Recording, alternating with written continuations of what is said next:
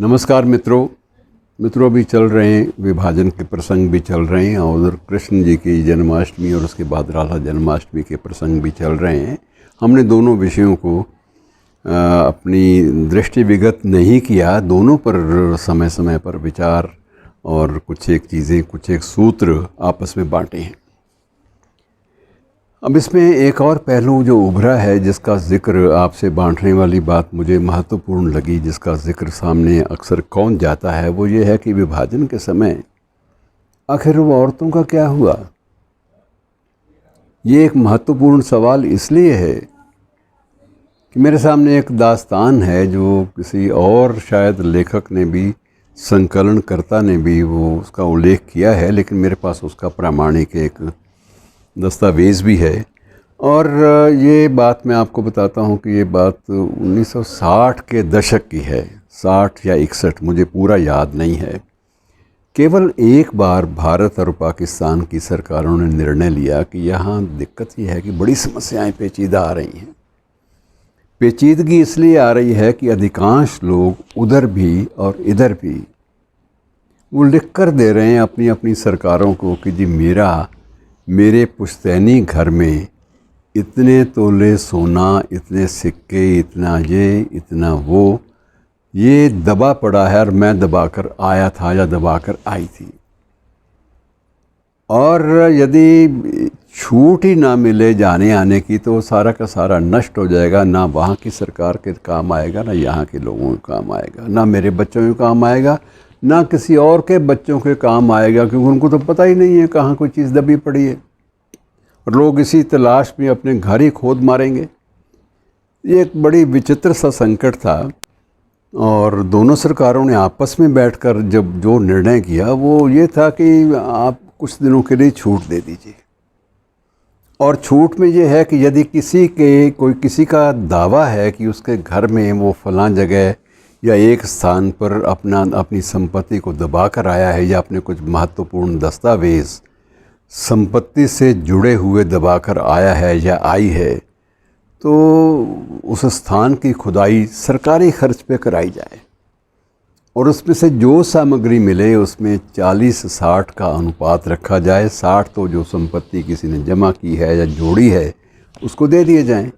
बाकी 40 जो है उसमें से खुदाई का खर्चा देने के बाद, मज़दूरों की मजदूरी देने के बाद जो भी बचे वो वहाँ की सरकार, जिस क्षेत्र में ये खुदाई हुई है वहाँ की सरकार को दे दी जाए, ताकि सरकारों की रुचि भी बढ़े कि 4 पैसे हमारे भी तो जमा होंगे भाई।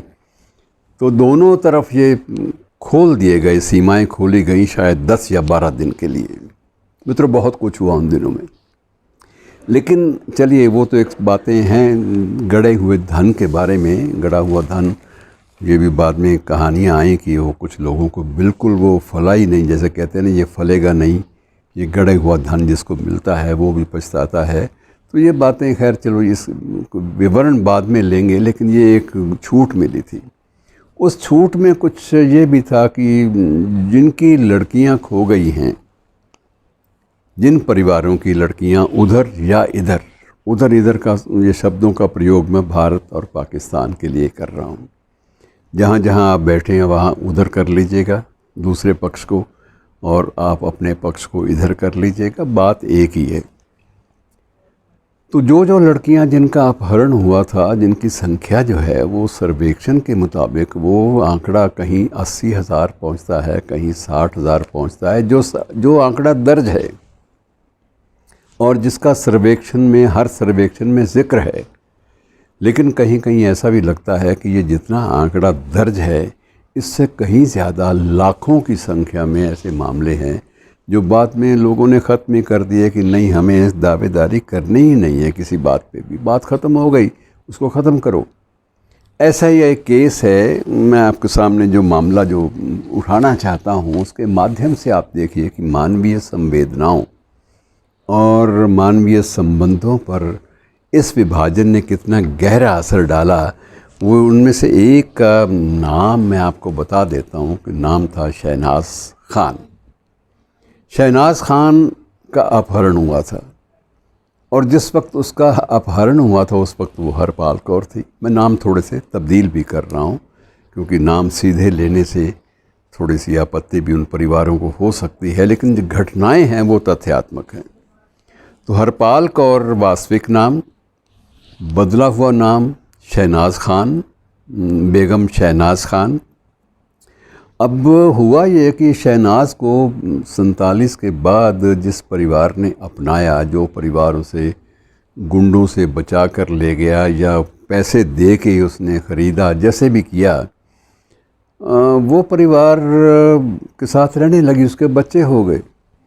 अब उसके बाद उसका निकाह हुआ विधिवत, वही काजी के सामने जो भी होता है। तो उसको वहाँ पता चला कि एक बार कि ये जब लोग थोड़ा सा आने जाने लगे तो उसको पता चला कि मेरे माँ बाप, जिनको मैं समझती थी कि वो तो मर चुके हैं, मेरे भाई और मेरे माँ बाप वो सारे के सारे ज़िंदा हैं और भारत के फ़लाँ शहर में वो हैं। तो वो तड़प जाती है कि एक ज़िंदा हैं, तो हमें भी पता करना चाहिए उनका, एक बार मिलने को तो मन करता है। तो पति जो था अफजल ख़ान, वो उसको लगा कि नहीं, अगर इसकी तड़प है तो मुझे तड़प पूरी कर देनी चाहिए, कहीं इसका सांसों की डोरी पता नहीं मेरी पहले जाती है कि इसकी जाती है, तो कम से कम ये एक इच्छा उसकी है, पूरी कर देनी चाहिए। वो अपने बच्चों को साथ लेकर, 4 बच्चे हो चुके थे हरपाल कौर से, शहनाज खान से, बेगम शहनाज से, चारों बच्चों सहित अपनी बीवी को लेकर वो उस शहर में पहुंच गया, भारत के उस शहर में, जब ये छूट मिली कि मैं तुम्हें मिलवा लाता हूँ। अब वहाँ एक जज्बाती सा, भावुक सा, संवेदनशील सा एक मंज़र पैदा हो जाता है कि वहाँ जाके वो कहती है कि अब बड़ी मुश्किल से मिले हैं, अब अलग कैसे होंगे अब। और वो अपने उससे भी कहती है कि किसी भी तरह से मुझे इनसे अलग दोबारा ना करो, एक बार तो मैं बिछड़ गई थी, अब अफजल मेरी बात मानो, तुम मुझे इनसे जुदा ना करो, मेरे भाई बहनों से और मेरे। और भाई इस बात पे अड़ गए कि हम तुम्हें तो वापस ले लेंगे, तुम हमारी बहन हो, तुम्हारे साथ खून का रिश्ता है, पर इन बच्चों को नहीं लेंगे हम। और अफजल भी अड़ गया कि तुमने रहना है तो रहो, लेकिन ये बच्चे जो हैं ये मेरे खून से हैं, इसलिए इन बच्चों को मैं यहाँ छोड़कर जाने वाला भी नहीं हूँ। और हुआ यही कि वो अपने बच्चों को लेके वो लौट गया, शहनाज को या हरपाल कौर को वहीं छोड़ गया। और उसके बाद माँ बाप ने हरपाल कौर की शादी कर दी। एक विडोवर मिला, विधुर था, उसके साथ शादी कर दी और उसके बाद बच्चे उसके भी हो गए। वो बच्चे उधर चले गए, ये बच्चे इधर हो गए। हुआ यह कि एक अमेरिकन यूनिवर्सिटी में पर चांस एक व्यक्ति को प्रोफेसर का पद मिला और प्रोफेसर लगने के बाद जब उसने अपने ही एक सीनियर से कुछ बातें बांटी कि किस्सा हमारे परिवार में ये भी है कि मेरी माँ जो है वो सारी दास्तान जो थी उसने दोहराई।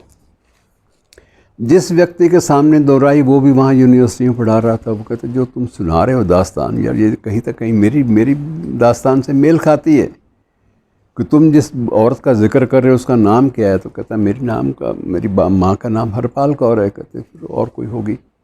मेरी माँ का नाम तो हरपाल कौर नहीं है, उसका अब नाम तो बदले जा चुके थे, पर दोनों को इस बात का इल्म नहीं था। लेकिन जब इल्म हुआ तो उसके बाद जो स्थितियाँ आई मित्रों, वो एक बड़ी अजीब व्यथा से भरी हुई थी और वो मर्मांतक चीखों में भी बदली। लेकिन ये सारा का सारा जो एक अव्यवस्थित पीड़ा का क्रम था, ये किसने दिया?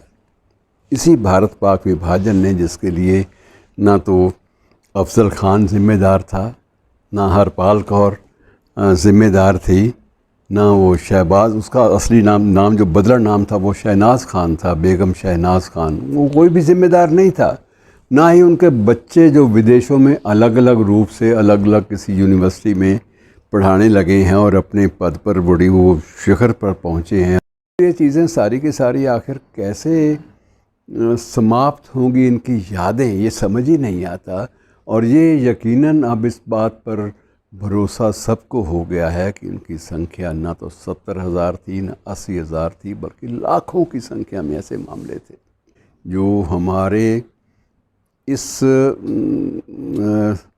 सब कॉन्टिनेंट में, इस उपमहाद्वीप में यहाँ के लोगों ने अनायास, अनावश्यक रूप से और बिना किसी अपराध के झेली।